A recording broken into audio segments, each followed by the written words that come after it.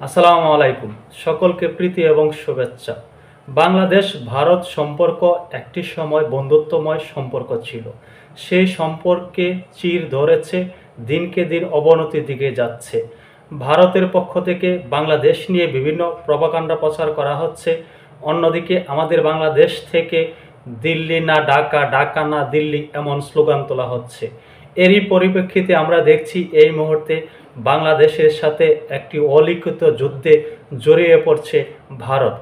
ভারত এই মুহূর্তে আমাদের বাংলাদেশের সাথে বাণিজ্যিক যুদ্ধে লিপ্ত হয়েছে।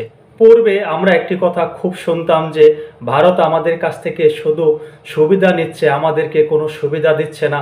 ভারত আমাদের থেকে সর্বদাই অতিরিক্ত সুবিধা নিয়ে থাকে, আমাদেরকে বিভিন্ন সুবিধা থেকে বঞ্চিত করছে। আমাদের বাংলাদেশ এবং ভারতের মধ্যে যে সকল চুক্তি আওয়ামী লীগ সরকার করেছিল, সেই চুক্তি নিয়েও নানাবিধ প্রশ্ন উঠেছিল। অনেকে বলেছিল ভারতের কাছে বাংলাদেশকে বিক্রি করে দেওয়া হচ্ছে। কিন্তু এই মুহূর্তে আমরা দেখছি ভারত বাংলাদেশের সাথে বেশ কিছু চুক্তি স্থগিত করেছে। এতে আমাদের বাংলাদেশের অর্থনীতিতে বড় একটি ধাক্কা আসতে পারে বলে অর্থনীতিবিদরা মনে করছেন।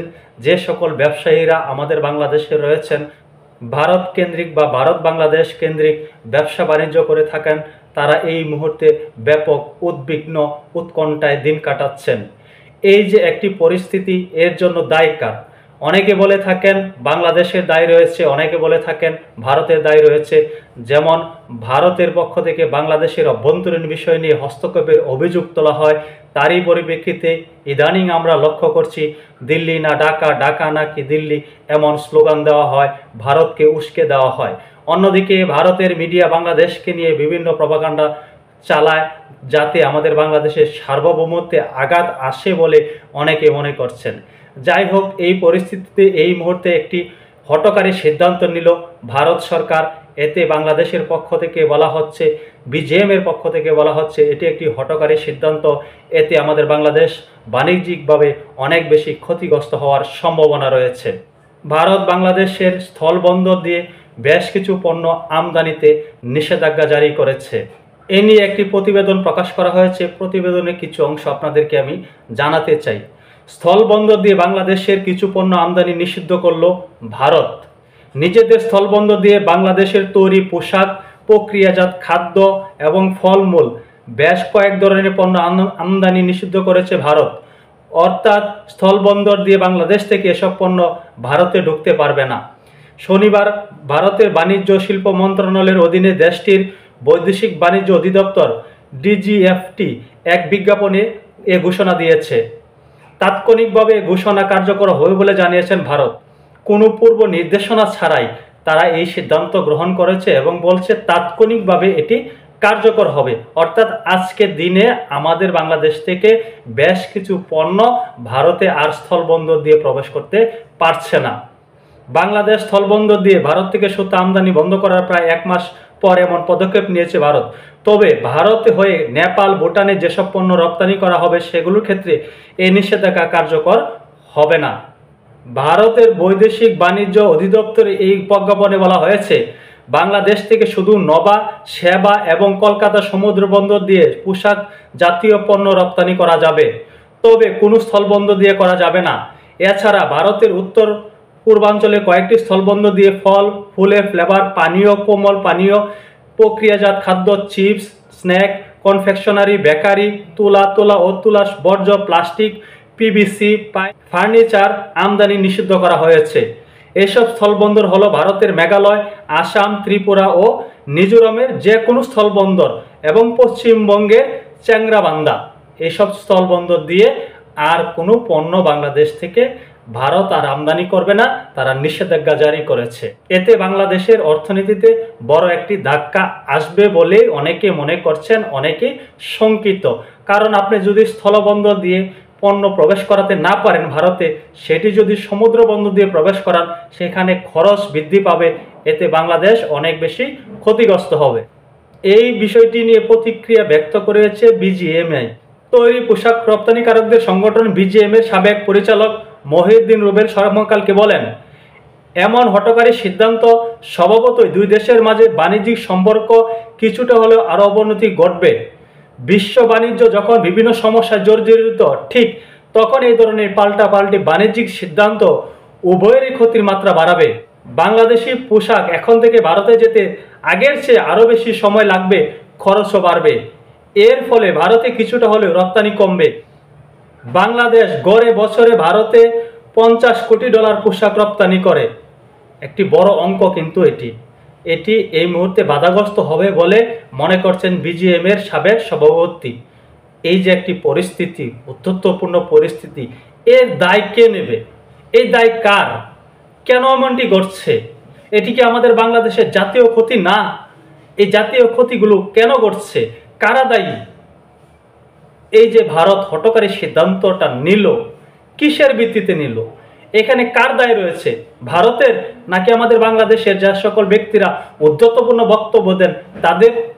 আমাদের বাংলাদেশটা রসাতলে যাক এমন কিছু কি কেউ কি চাচ্ছেন? একটি বিশেষ মহল চাচ্ছেন? যাই হোক, তারপরে বলা হচ্ছে, তিনি বলেন যেহেতু ভারত বাংলাদেশের অন্যতম ক্রেতা এবং সে দেশে তৈরি পোশাক রপ্তানি বাড়তির দিকে ছিল, সেহেতু এই সিদ্ধান্ত কিছুটা হলে আমাদের চিন্তার কারণ হলো। যদিও ভুটান বা নেপালে ভারতের স্থলবন্দর দিয়ে পণ্য রপ্তানিতে কোনো নিষেধাজ্ঞা আরোপ করা হয়নি, তবু সামগ্রিকভাবে ব্যবসায়িক সম্পর্ক ক্ষতির প্রভাব পড়বে।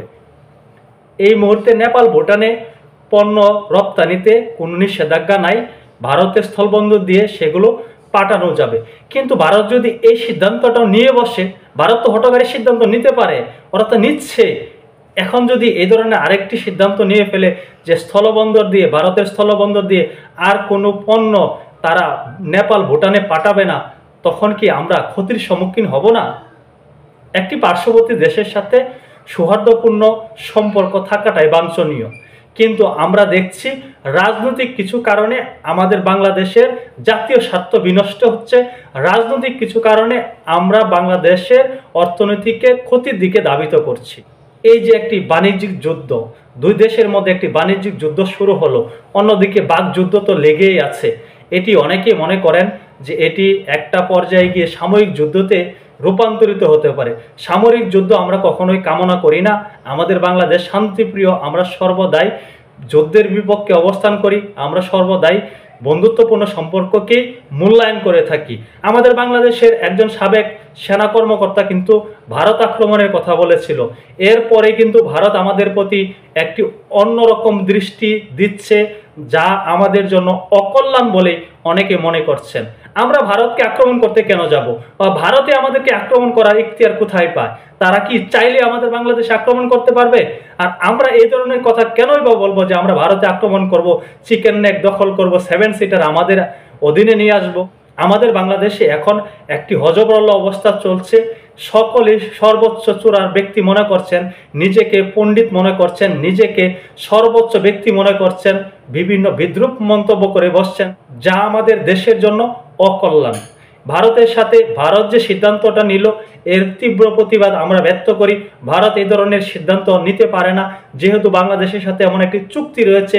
চাইলেই কোনো নির্দেশনা ছাড়া, পূর্বের কোনো সংকেত ছাড়া তারা এই ধরনের হুটহাট হঠকারী সিদ্ধান্ত যে নিয়েছে, এর বিরুদ্ধে আমরা প্রতিবাদ করি, প্রতিবাদ জানাই। এটি অবশ্যই ভারতের একটি হঠকারী সিদ্ধান্ত। পূর্বে আমরা দেখেছি ভারতের নিয়ে অনেক মন্তব্য করা হয়েছে, আমাদের বাংলাদেশের অনেকেই করেছেন। যেমন ট্রান্সশিপমেন্ট নিয়ে অনেকে বলেছিলেন ট্রান্সশিপমেন্ট চুক্তি হলে বাংলাদেশকে বিক্রি করা হয়ে যাবে, বাংলাদেশকে বিক্রি করার চুক্তি হচ্ছে। তখন এ নিয়ে ব্যাপক সমালোচনা করেছিল বিগত সরকারে। কিন্তু এখন এসে দেখছি ট্রান্সশিপমেন্ট চুক্তি ভারত স্থগিত করার পরে আমাদের বাংলাদেশের অর্থনীতিতে বড় একটি ধাক্কা লেগেছে।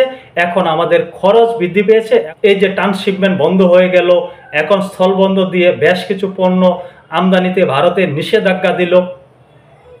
এখন আমরা কি করব? তবে বাংলাদেশ থেকে একটি দাবি করা হয়েছে যে এই ধরনের সিদ্ধান্ত যে ভারত নিয়েছে, বাংলাদেশ সরকার অবগত নয়। এত বড় একটি সিদ্ধান্ত প্রজ্ঞাপন আকারে বাংলাদেশকে নিয়ে নিল ভারত, আর বাংলাদেশের সরকারের পক্ষ থেকে বলা হচ্ছে তারা অবগত নয়। আমরা কেমন সরকার দিয়ে রাষ্ট্র চালাচ্ছি, কেমন সরকার আমাদের রাষ্ট্র চালাচ্ছে, এর চেয়ে বড় উদাহরণ কি আর প্রয়োজন আছে বোঝার জন্য? যাই হোক, দেখা যাক এই পরিস্থিতি কবে নাগাদ স্বাভাবিক হয়। আমরা স্বাভাবিক পরিস্থিতি দেখতে চাই, তবে ভারতের মরলগিরিও দেখতে চাই না। ভারত আমাদের ওপরে অহেতুক খবরদারি করুক, দাদাগিরি করুক, এটি আমরা কখনোই কামনা করি না। অন্যদিকে ভারতের সাথে আমরা বন্ধুত্বপূর্ণ সম্পর্ক নষ্টও করতে চাই না। সকলে ভালো থাকবেন, সুস্থ থাকবেন, নিরাপদে থাকবেন। আল্লাহ হাফেজ।